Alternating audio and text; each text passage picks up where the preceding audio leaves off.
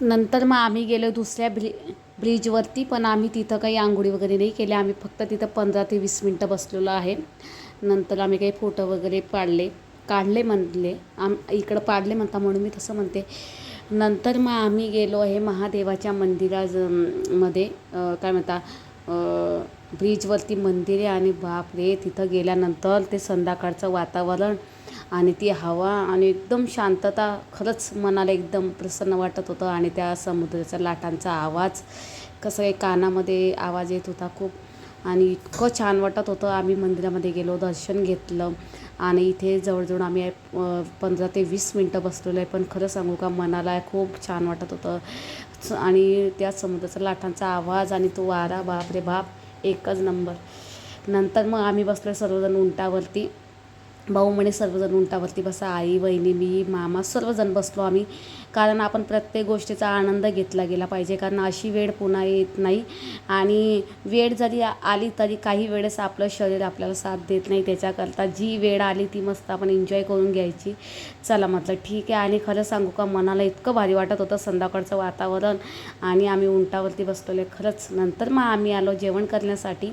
भाऊ बोलला की आपल्याला आज लिहायचं आहे. जेवण वगैरे आम्ही करून घेतलेले. ते 10 वाजलेले होते आणि जेवण पण एकच नंबर होतं. ताक वगैरे, खिचडी, खूप काही भाज्या वगैरे होत्या. नंतर आम्ही जेवण वगैरे केलो आणि आम्ही निघालो आहे. नंतर पण आम्हाला 12 वाजता आम्ही जामनगरला थांबलेलो आहे, तिथं मुक्काम केलेला आहे.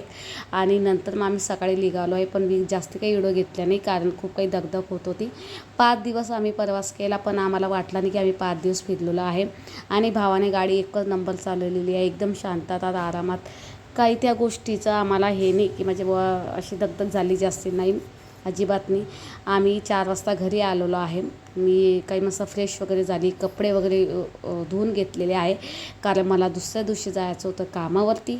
आणि मी आवाज का म्यूट करत आहे, कारण कूलर आणि पंखा चालू आहे. आमच्या ईशा, माही आणि सुमित मस्त आराम करतो आहे. आणि खरं सांगू का भावाच्या मुली इतक्या गोड आहे ना आमच्या ईशामाई, त्यांनी कसलाही त्रास दिला नाही ना. घडी त्यांना म्हणजे पाणी, घडी जेवण असं काही नाही. 5 दिवस आमचा प्रवास एकदम कंप्लीट झालेला आहे. नंतर मी स्वयंपाकामध्ये करणार आहे काय म्हणता खिचडी वगैरे, आणि काही 2-4 चपात्या आणि रस वगैरे करणार आहे. आणि चला म्हटलं भाऊ म्हणे साधं सिंपलच जेवण कर म्हणे, कारण आपण आता खूप थकलेलो आहे, आराम करू. आणि सकाळी भावाला निघायचं होतं. आणि वहिनी आम्ही छान मस्त गप्पा गोष्टी वगैरे करत होत्या. दुसऱ्या दिवशी सकाळी 6 वाजलेले, भाऊ वगैरे जायचं होतं. चला म्हटलं मग मी त्यांना टिफिन वगैरे करून दिलेला आहे, कारण म्हटलं भूक तर लागते ना, तसं काही हरकत नाही, भाऊ थांबूनच घेतो पुढे पण म्हटलं घरचं ते घरचं असतं. चला. आणि आमची माही जाणार आहे, याच्याकरता मला थोडंफार इमोशनल वाटलेलं आहे. माई खरंच खूप काही गोड आहे, म्हणजे खूपच म्हणजे, आणि इतकी हुशार आहे, तिचं कौतुक मी सांगू नाही शकत. चला मग नंतर मग चहा वगैरे घेतला, मामा वगैरे फ्रेश झाले, भाऊ वगैरे. आणि खरंच सांगू का भाऊ म्हणजे आपलं 1 दिवसासाठी आला तरी बहिणीला आनंदच असतो, ह्या गोष्टीचं मी इथं नाही सांगू शकत. चला मग. आणि मिस्टर वगैरे चहा वगैरे घेतला आणि मग मामा वगैरे गेलेले आहे. आणि काय म्हणता दरवर्षी तो येतो म्हणजे येतो म्हणजे आम्हाला भेटण्यासाठी येतो. चला मग. आणि आपल्याला हे काम वाढलेलं आहे आणि आम्ही तिथून काही परफ्यूम वगैरे घेऊन आलेले आहे. भाऊने 2 घेतले, मी 2 घेतलेले आहे, आणि भाऊनेच घेऊन दिलेले आहे, ते मी नाही घेतलेले ते.